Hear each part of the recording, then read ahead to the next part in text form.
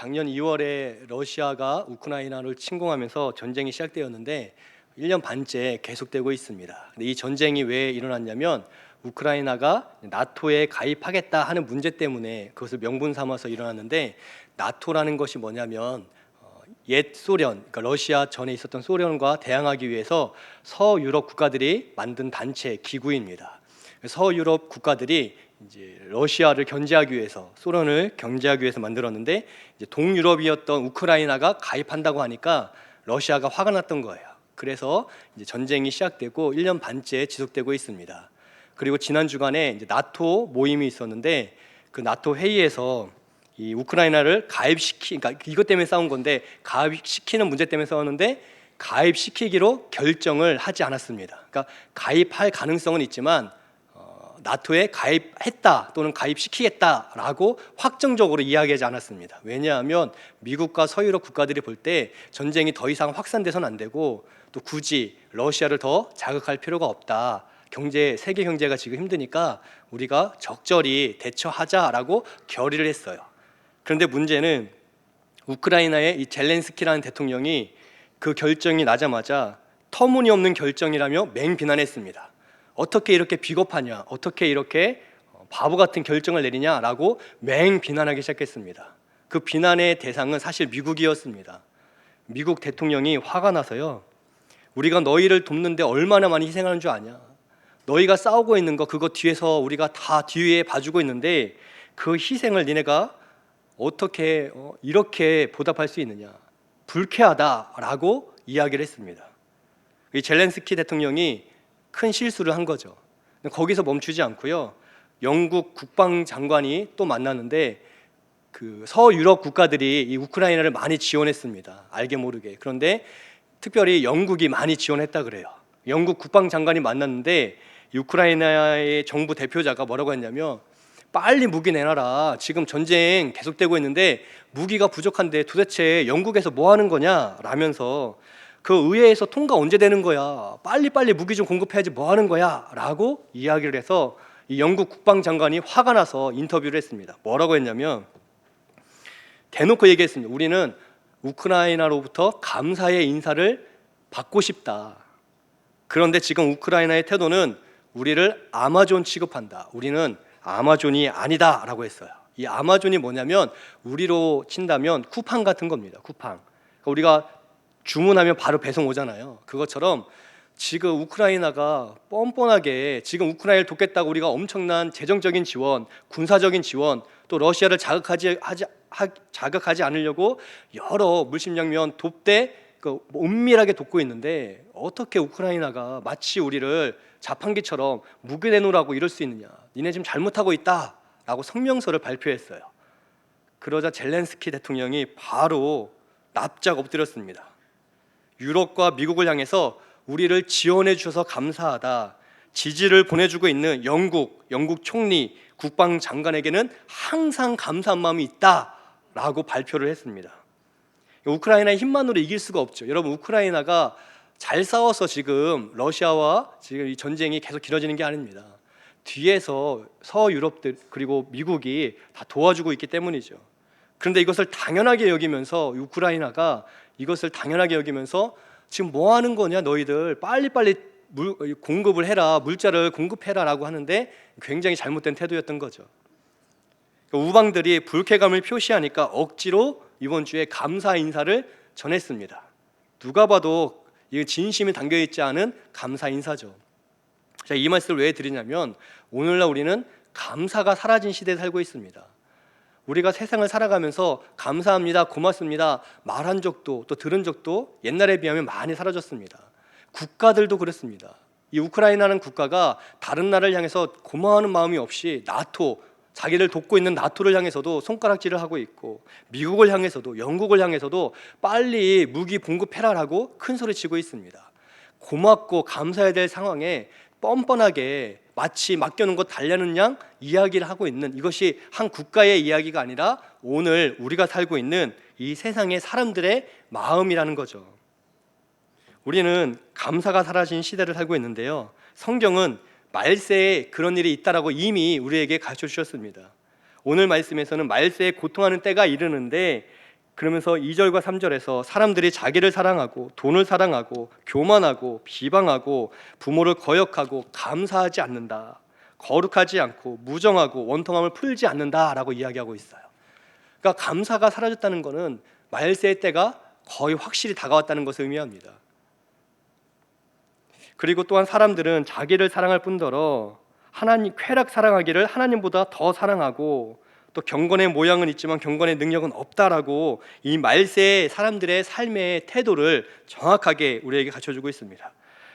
제가 지금 이 젤렌스키를 통해서 감사 한 부분만 했지, 여기 있는 이야기들, 자기를 사랑하는 거, 돈을 사랑하는 거, 교만하는 거, 비방하는 거 하나하나 예를 들면 한도 끝도 없이 찾을 수 있습니다. 왜냐하면 너무나 많기 때문입니다. 3절에 무정하다, 정이 없다, 이런 표현이 나오고 있습니다. 여러분, 참 우리가 무정한 시대에 살고 있습니다. 미국 배우 중에 브루스 윌리스라는 배우가 있습니다. 다이하드라는 영화를 찍었고 식스센스, 제5원소 등 아주 대작들을 찍었던 유명한 배우입니다. 미국에서도 아주 탑 배우 중에 한 명인데, 근데 이 브루스 윌리스가 60대 후반에 넘어가면서 치매에 걸렸습니다. 지금 치매에 걸린 상태입니다. 그런데 3년 전에 치매 진단을 받았는데, 치매 진단을 받고도 굉장히 많은 영화를 찍었습니다. 3년 동안 22편의 영화를 찍었어요. 22편의 영화를 3년간 찍으려면요 1년에 6개, 7개, 2달에 하나씩 막 찍어내야 됩니다. 영화 한 편을 2달에 한 번씩 찍는다는 건 쉬운 일이 아니죠. 근데 브루스 윌리스는 사실 그렇게 영화를 막 1년에 10개씩 이렇게 찍는 사람이 아닙니다. 그런데 치매 판정 이후에 막 찍고 있어요. 왜 그렇게 됐냐면, 이 배우가 워낙 유명한 배우다 보니까 제작사와 매니저가 이 배우의 이름으로 영화사로부터 지원을 받습니다. 계속 투자를 받아서 영화를 찍는 거예요. 그런데 이 사람이 지금 치매에 걸렸기 때문에 아무것도 결정을 못하니까 소속사와 매니저가 이 사람의 이름으로 막 계약을 해서, 이 사람 잘못되기 전에 막 계약해서 도장을 찍어서 영화 현장으로 보내는 거예요. 치매이기 때문에 대사를 외울 수가 없습니다. 그래서 이어폰을 끼고 영화사에서 불러주는 거예요. 그러면 듣는 대로 그냥 말을 합니다. 그러니까 브루스 윌리스가 참 미국을 여러 번 구한 영화 배우거든요. 근데 지금 너무 우습게 돼버렸어요. 그래서 막 여기서 말하는 대로 대사를 치는 거예요. 밥 먹었니? 나오면 밥 먹었니? 이렇게 대사를 하는 거예요. 그런데 3년 사이에 병세가 악화가 돼서 대사는커녕 말도 못하게 되었습니다. 그런데도 영화를 계속 찍었어요. 어떻게 찍었냐면 그냥 가서 말 없이 서 있는 거예요. 감독이 뛰어 하면 뛰는 겁니다. 감독이 엎어져 하면 엎드리는 역할이에요. 대사 한마디도 없는 영화도 5번, 6번 찍었어요. 굉장히 비참한 일이죠. 이 제작사와 매니저가 3년간 가족들에게 알리지 않았습니다. 가족들에게 이 치매 사실을 말해 주지 않았어요. 왜냐하면 계속 투자 봐서 돈을 벌어야 되니까. 이 22편의 영화가 반 정도는 개봉됐고 반 정도는 개봉이 안 됐습니다. 그런데 영화관에서 본 적은 없으실 거예요. 왜냐하면 아주 질 낮은 저급 영화이기 때문에 미국에서도 상영되지 않고 극장에 상영되는 게 아니라 비디오 시장으로 풀리는 영화들이에요. 그러니까 브루스 윌리스라는 얼굴을 팍 내세워서 그냥 돈을 벌고 그 비디오 빌려보라고, 차마 영화관에 걸 수도 없는 영화들, 말도 안 되는 아주 하급 영화들을 22편이나 막 찍게 했습니다. 말도 못하는 치매 환자를. 나중에 가족들이 이 사실을 뒤늦게 알고 찾아와서 브루스 윌리스를 데리고 가고 치료해 주기 시작했고, 이 매니저를 소송에 걸려고 지금 준비 중에 있습니다. 근데 유감스러운 건 이 제작사와 매니저가 20년 동안 같이 일했던 사람들이에요. 평소에 뭐라고 했냐면 내 절친이고 나의 가족 같은 사람이다 라고 브루스 윌리스가 건강할 때 말했던 매니저와 제작사였습니다. 40대 후반에서 60대 중반까지 20년 가장 인생의 황금기를 같이 보내면서 내 절친들이고 내 가족과도 같은 사람이라고 말했던 브루스 윌리스를 이 사람들은 치매에 걸리니까 야 이거 이러다가 돈 못 벌겠네 하고서 막 계약해서 이 치매 환자를 2달에 한 번씩 영화를 찍게 해서 3년간 22편의 영화를 찍어서 많은 돈을 벌었습니다. 돈을 사랑하고 무정한 사람들이죠. 근데 여러분, 이런 일들은 굉장히 흔합니다. 절친이라고 생각하고 가족 같다고도 하지만 그러나 돈 앞에선 다 뒤돌아서는 무정한 시대에 우리가 살고 있다는 거죠. 돈을 따라서, 자기 욕심을 따라서 쾌락을 따라서 자기 마음대로 사는 때가 마지막 때라 우리에게 가르쳐주고 있습니다. 그렇게 내 마음대로 내 뜻대로 돈을 따라 살면 행복한가? 그렇지 않습니다. 반드시 고통당할 수밖에 없습니다. 성경은 그래서 말세에 고통하는 때라고 이야기하고 있어요. 그렇게 나를 사랑하고 자만하고 교만하고 돈을 좋아하고 무정하고 또 쾌락을 사랑하면서 행복한가라고 했을 때 행복하지 않음을 성경은 이미 가르쳐주고 있습니다. 그렇게 내 마음대로 내 뜻대로 돈을 따라 쾌락을 따라 살수록 더 목마름이 찾아오고 더 괴롭다는 거죠.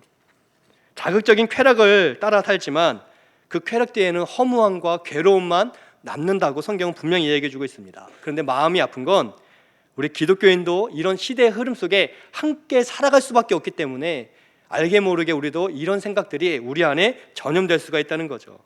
그래서 4절에선 쾌락 사랑하는 것을 하나님 사랑하는 것보다 더하다라고 이야기해주고 있습니다. 믿는 자들도 자기의 욕망을 따라서 세속적인 욕심을 따라서 쾌락을 따라서 하나님보다 더 그 쾌락을 따라 살면서 그래서 경건의 모양은 있지만 경건의 능력은 부인하면서도 신앙생활하는 사람들이 있다라고 말세에 그런 일들이 있다라고 분명히 예언해주고 있습니다. 경건의 모양과 경건의 능력은 무슨 차이가 있을까요? 경건의 모양이란 예배 자리에 오는 것, 기도도 하는 것, 봉사도 하는 것입니다. 그 모양은 있는 거예요. 그러나 기도한다고 하지만 기도의 능력은 믿지 않는, 이거 뭐 기도한다고 되겠어 라고 하는 마음으로 예배를 드리지만 예배의 능력은 모르는 거죠. 예배를 통해 우리의 영혼이 만족함을 얻고 예배 가운데 하나님께서 우리를 만져주시고 감격해 하신다는 것, 이건 믿지도 않으면서 어릴 때부터 예배 자리에 왔으니까 예배 안 드리면 왜 벌 받을 것 같으니까 그냥 예배 현장에 앉아 있는 것, 그러니까 경건의 모양은 있지만 그 경건의 능력은 하나도 없는 사람들이 있을 수 있다는 거예요. 그러니까 신앙생활 하는 게 아니라 종교생활, 누구는 불교를, 누구는 이슬람을, 나는 어쩌다 보니 기독교를 그냥 종교생활 할 뿐이라는 거죠. 그래서 경건의 모양은 있지만 경건의 능력이 없는 때에 우리가 살아가고 있다는 겁니다. 그렇기 때문에 말세는 감사가 사라진 시대가 될 수밖에 없고 기쁨이 사라진 시대가 될 수밖에 없습니다.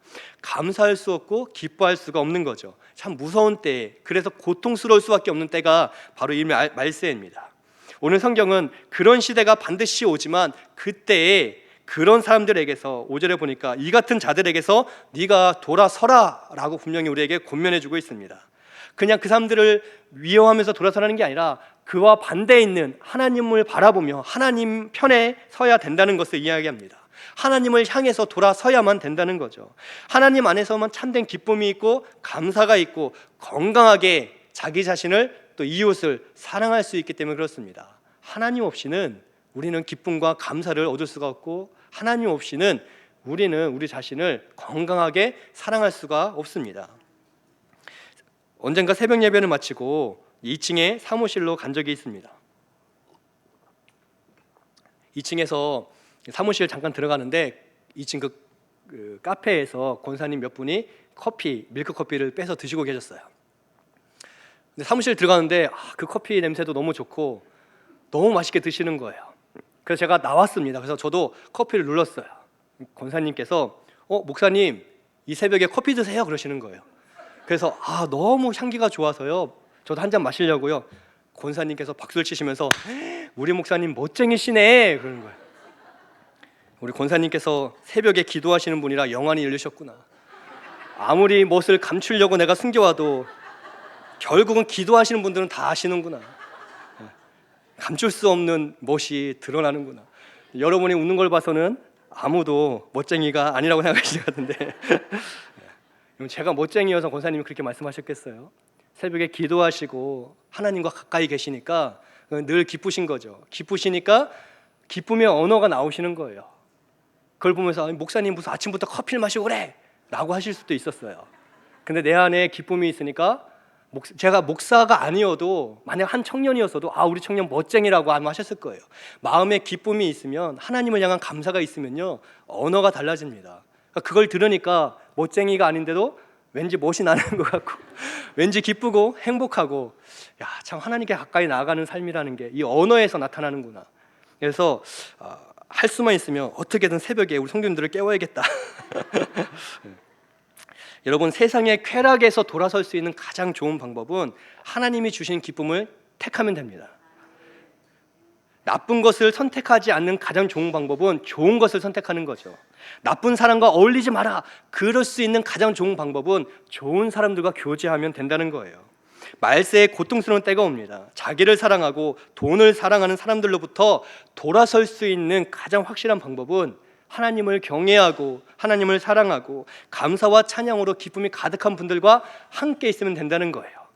우리가 그것을 거절하기 위해서 싸운다고 될 일이 아니라 그와 반대되는 하나님 편에 선 분들과 함께 같이 있으면 돈을 사랑하고 자기를 사랑하고 교만하고 무정한 이 시대로부터 벗어날 수가 있다는 겁니다. 결국엔 죄로 이어질 수밖에 없는 세상의 모든 쾌락으로부터 돌아설 수 있는 가장 좋은 방법은 진정한 기쁨과 만족 주시는 하나님께 나아가면 된다는 거죠. 교회 다닌다고 그냥 신앙생활 한다고 다 이 감사함이 생기는 건 아닙니다. 제가 예전 교회에서 한 안수 집사님 가정을 아는데요, 그분이 참 좋으신 분이었습니다. 그런데 교회에 다른 분들과 좀 어려움이 있었습니다. 좀 서운한 게 있었고 그게 쌓이고 쌓여서 결국 이분이 교회를 나가셨어요. 그런데 양쪽 다 마음이 아프신 분들이죠. 다 각각의 그런 아픔들이 있었기 때문에 이건 사실 해결할 수가 없는 부분이었습니다. 그러다 보니 한 분이 나가시는데 참 안타깝기도 하고 또 여러 가지로 좀 죄송스럽기도 하고 또 그분의 아이를 제가 중학교 아이를 이제 제가 담당 부서 교육자로 가르치고 있었기 때문에 교회는 나가셨지만 제가 이렇게 전화 신방을 이제 생각날 때마다 한 적이 있었어요. 한 달에 한 번 정도씩 어떻게 지내는지, 그 중학교 아이는 지금 신앙생활을 하는지, 이 아이가 어렸는데 그 중등부에 잘 나오진 않았어요. 그래서 교회를 옮겼을 때 혹 이 아이가 더 안 나갈까봐 이제 그런 거 확인차 교회를 나가셨지만 전화를 드렸습니다. 근데 너무 좋은 교회를 찾았고 등록해서 너무 행복하다고 이야기를 한 두어 달 뒤에 하시는 거예요. 아니 어떤 교회인데 그렇게 좋아하세요? 했더니 너무 민주적인 교회이고 수평적 리더십이 있는 교회를 찾았다는 거예요. 수평적 리더십이 뭐지? 그래서 어떤 일이 있는데요? 그거 어떤 교회인데요? 그거 좋으면 저도 갈게요. 이렇게 말씀을 드렸어요. 그랬더니 담임 목사님이 1년간 선교를 나가시고 부목사님이 담임 목사 역할을 하고 계시다는 거예요. 그런데도 모든 성도님들이 부목사님을 담임 목사님처럼 막 똑같이 여기면서 그 말씀을 다 듣고 있다는 겁니다. 언뜻 보기엔 좋아 보이는데 저는 이상했어요. 담임 목사님이 1년간 선교를 나간다? 그런 교회는 없습니다. 담임 목사님이 1년간 선교를 나간다는 건 사실 상식적인 일이 아니죠. 그래서 그 교회 이름이 뭐고 그 담임 목사님 성함 좀 가져주세요 하고서 제가 섬기는 교회 일을 해야 되니까 그 일 끝나면 퇴근하고서 짜투리 남은 시간마다 그 교회에 대해서 그 근처에 있는 교회들에 전화도 해보고 여러 가지를 알아봤습니다. 알아봤더니 그 교회가 신천지 위장교회였어요. 그 담임 목사님은 그 교회 담임 목사님은 해외 선교를 나간 게 아니라 신천지의 유명한 간부였기 때문에 해외 포섭하려고 나가 있는 상황이었습니다. 부목사도 신천지의 부목사였고요. 그래서 제가 이 정확한 자료와 그리고 이 근거를 가지고 이제 이 안수 집사님을 만났어요. 큰일 날 뻔했습니다. 여기 절대 가시면 안 됩니다. 증거들을 다 보여드렸어요. 거기에 소속된 분들의 이름과 명단이 신천지에 등록되어 있다는 것, 활동하는 사항들, 또 그 담임 목사라는 분이 해외에서 지금 신천지 어떤 역할을 하는지를 다 보여드렸습니다. 그러면서 제가 참 하나님께 감사했어요. 하나님께서 이 영혼, 이분들의 이 한 가족의 영혼을 사랑하셔서 이런 일들을 발견할 수 있도록 해주셨구나. 그러니까 하나님께서 참 이 가정을 사랑하시는구나 생각이 들어서 참 감사했습니다. 그분이 그 모든 자료를 다 보고 인정할 수밖에 없었던 거예요. 왜냐하면 명백한 증거였으니까. 그러니까 그분이 저에게 목사님 이렇게 저 도와줘도 저 그 교회에 돌아가지 않습니다. 그렇게 말씀하시는 거예요. 제가 좀 화가 났습니다. 지사님 우리 교회 돌아오라고 제가 지금 뭐 이거 이렇게 하는 게 아닙니다. 지사님과 누구누구 아이, 그 아이 영혼 때문에 제가 퇴근한 후에도 한두 달 계속 알아봐서 지금 찾아낸 거예요. 지사님 영혼을 위해서 우리 교회 안 와도 되니까 다른 교회 가셔도 됩니다. 그렇지만 건강한 교회, 하나님 보시기에 괜찮은 교회, 하나님께서 기뻐하는 교회로 가시라고 그래서 제가 이렇게 안내를 드리는 거예요 라고 말씀드렸더니 뭐 그래도 안 되는 건 안 되는 겁니다. 일단 알았으니까 내가 이 신천지는 안 갈 테니까 그렇게 알고 계세요 하고 나가셨어요. 감사하단 말을 하나도 못 들었습니다. 제가 그 말 듣고 싶어서 말씀드린 게 아니라 신앙생활을 해도요, 마음이 강팍하면 감사한 일에도 그것을 있는 그대로 이 선의를 받아들이지 않고 삐딱하게 보아서 비난하고 비판할 수 있습니다. 저는 가슴이 아팠던 건 저를 한 영혼을 위해서 정말 제가 진짜 애를 써서 그 교회를 신천지 교회인 걸 찾아내는데 저를 얄팍한 사람으로 내가 이렇게 이만한 공로를 세웠으니 다시 돌아오세요라고 마치 그런 어떤 거래하는 사람처럼 저를 말하고 떠나는 그분을 보면서 사람의 마음이 강팍하면 비록 예배의 자리에도 있고 비록 기도의 자리도 있고 이분이 비록 봉사를 오랫동안 해왔던 분이지만 그러나 마음이 강팍하니까 그 입에는 감사와 하나님을 향한 또 찬양이 사라지고 있는 그대로를 받아들이지 않은 채 선의를 무시하고 그냥 자기 생각대로 자기 마음대로 함부로 말하면서 상처를 주고 떠나는 모습을 본 적이 있습니다. 그럴 수 있습니다. 왜냐하면 말세에 고통하는 때가 이르면 경건의 모양은 있지만 경건의 능력은 믿지 않는 그런 사람들이 얼마든지 나타날 수 있기 때문에 그렇습니다. 그래서 여러분 우리는 하나님께 할 수만 있으면 감사하는 사람이 되어야만 합니다. 작은 일에도 감사를 발견할 수 있는 믿음이 우리 가운데 있기를 축복드립니다. 그래야 이 말세에 건강한 신앙생활을 할 수 있기 때문에 그렇습니다.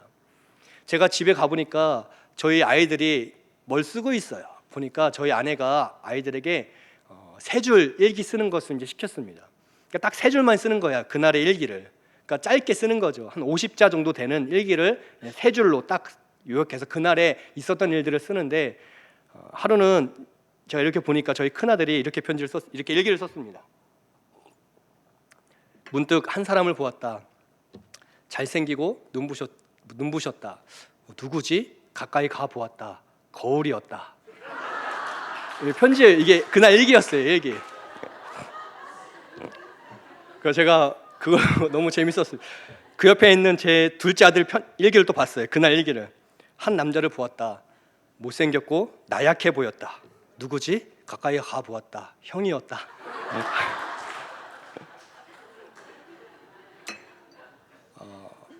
참 재밌죠. 제가 하나님께 이 재미있었던 상황을 감사드렸어요. 왜냐하면 하나님께서 나를 웃게 하시는구나 생각이 들었습니다.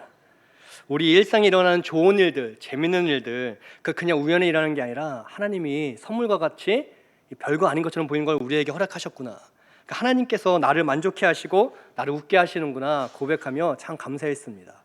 우리가 작은 일에서 하나님을 기억하고 감사하면 된다는 거예요. 하나님이 하신 일이 아니겠지, 그냥 어쩌다 된 일이겠지 하면 그냥 어쩌다 된 일입니다. 그러나 하나님께서 아이들을 주셨음을 분명히 믿기 때문에 하나님이 웃게 하시는구나. 우리가 웃을 수 있는 그 이유를 아이들이나 어떤 환경이 아니라 그것을 허락하신 하나님께 찾는다면 우리는 말세에도 감사할 수가 있습니다. 그렇게 일상에서 하나님 주신 선물을 발견하면서 하나님께 감사할 수 있는 우리가 되길 소망합니다. 저는 우리 담임 목사님 보면서 참 감사할 때가 있습니다. 냉정하게 말씀드리면 부교육자들을 소모품으로 여기는 담임 목사님들이 꽤 많이 있습니다. 어차피 바뀌니까. 근데 저희 목사님 한 번도 저희를 그렇게 여기지 않았습니다. 동역자로 여겨주셨죠. 성도님들의 삶을 형편을 살피시는 것처럼 저희 부교육자들의 형편을 늘 살피십니다. 여러분 담임 목사님께서 어느 교회나 바쁘시기 때문에 성도님들 형편 살피기에도 바쁘신데 그러니까 부교육자가 어떻게 지내는지 아이들이 몇 학년인지 모르는 분 굉장히 많습니다. 그런데 우리 목사님은 우리 아이들도 살피시고 가족도 살피고 또 더웁진 않은지 춥진 않은지 다 살펴주세요. 저는 이게 하나님의 은혜라고 생각합니다. 목사님 외모도 출중하셔서요 제가 얼마나 감사한지. 제가 이전에 있었던 교회에서는 늘 담임 목사님을 향한 그 죄책감이 있었습니다. 목사님 나를 보면 얼마나 슬프실까, 얼굴을 가리고 다녀야지, 머리를 늘 기를까 감출까. 근데 우리 교회에서는 목사님 출중하셔서 제가 당당하게 다녀도 괜찮겠다. 저는 우리 교회가 좋은 교회라고 생각합니다. 저와 우리 가정이 사실 우리 성도님들께 많은 사랑을 받고 있습니다. 물론 가끔 저를 사랑하지 않는 분도 있지만 그런 분들께는 더 저희가 잘해야죠. 저희가 잘 섬겨야죠. 사랑받기 힘든 때예요. 나를 사랑하고 자기를 사랑하는데 그러나 이 작은 부교육자 가정을 사랑해 준다는 거 참 감사합니다. 꼭 무슨 마지막 인사 드리는 것 같은데요. 제가 어디 가지 않습니다. 휴가 갑니다. 휴가. 어디 가지 않고 휴가 갑니다. 사람들은 자기를 사랑하고요 말세가 될수록 교회도 자기 교회만 사랑하는 교회가 많습니다. 청주에 장로교회 정말 큰 교회가 있습니다. 그 교회는 그 지역에 있는 주택 대부분을 소유했어요. 돈을 사무총회 때 돈이 모이면 건물 삽니다. 그래서 부셔서 주차장도 만들 때도 있지만 그냥 그 상태로 갖고 있는 경우도 있어요. 세상으로 본다면 지혜로운 방법이죠. 부동산을 만들어 가고 있는 20채도 넘게 샀습니다. 그리고 계속 살 거예요. 그 교회는. 모르겠습니다. 그 교회와 그 교회 리더십은 어떤 생각들을 하고 있는지 모르겠어요. 그렇지만 제가 볼 때에는 교회는 그런 곳은 아닌 것 같습니다. 계속 건물을 사서 부동산을 쟁겨놓는 것, 나중에 큰일 하기 위해서 물론 명분은 맞지만 그러나 오늘 하나님 앞에 순종하는 것이 중요한데 적어도 제가 볼 땐 그것은 자기를 사랑하듯 자기 교회만 사랑하는 교회 같습니다. 그런데 우리 교회는 우리보다 작은 교회, 연약한 교회를 위해서 마음을 모을 때가 많이 있습니다. 선교사님들이 오시면 함께 마음을 모아주시는 성도님들이 많이 계십니다. 감사한 일이죠. 여러분, 돈은 귀합니다. 교회에서도 돈은요 귀합니다. 함부로 쓸 그런 게 아닙니다. 그런데 우리 교회는 돈을 섬기지 않고 하나님을 섬기기 때문에 잘 알지 못하는 작은 교회, 잘 모르는 선교사님께 마음을 담아서 우리의 헌금을 흘려보낸다는 거죠. 사랑으로. 저는 이런 담임 목사님의 목회 방침에 놀랄 때가 많이 있고, 목사님은 그럴 수 있는데 거기에 성도님들이 한마음이 된다는 거에 정말 많이 놀랄 때가 있습니다. 우리도 돈이 필요하죠. 우리도 해야 할, 우리 교회 내에 써야 될 돈이 많이 필요합니다. 그러나 우리 잠시 불편해도 그것 때문에 그것 없어서 정말 힘든 연약한 지체들을 위해서 사랑으로 섬긴다는 것, 이 말세에 하나님이 가장 기뻐하는 일인 줄을 믿습니다. 하나님께 감사의 고백이 가득하면, 우리 기쁨의 근원이 하나님이심을 늘 고백하면 절대로 자기를 사랑하거나 돈을 사랑하는 죄를 범하지 않을 줄 믿습니다. 하나님을 향한 기쁨과 감사의 고백이 가득하면 무정할 수가 없습니다. 분명히 어려운 사람들과 어려운 그 이웃들을 위해서, 또 힘겨운 교회를 위해서 그 사랑으로 그런 교회들을 힘써 돕고 섬길 수 있습니다. 나보다 남을 낮게 여기기 때문에 자만하거나 교만하지 않고, 그러나 담대하게 구원의 기쁨 속에 살아갈 수 있음을 믿습니다. 그렇게 우리가 기쁨과 감사함으로 신앙생활 할 때에, 그때야 비로소 기도한 말씀 가운데 참된 경건의 능력을 경험할 줄을 믿습니다. 오늘 말씀은 마지막 때가 분명히 있고 그때는 고통당하는 때임을 분명히 가르쳐주고 있습니다. 그러나 우리는 참된 기쁨과 만족되신 하나님 앞으로 나아가 그 하나님만을 바라보며 승리하는 귀한 성도, 교회, 가정 될 줄을 믿습니다. 이 믿음으로 승리하는 우리 모두 되시기를 예수님의 이름으로 축복드립니다.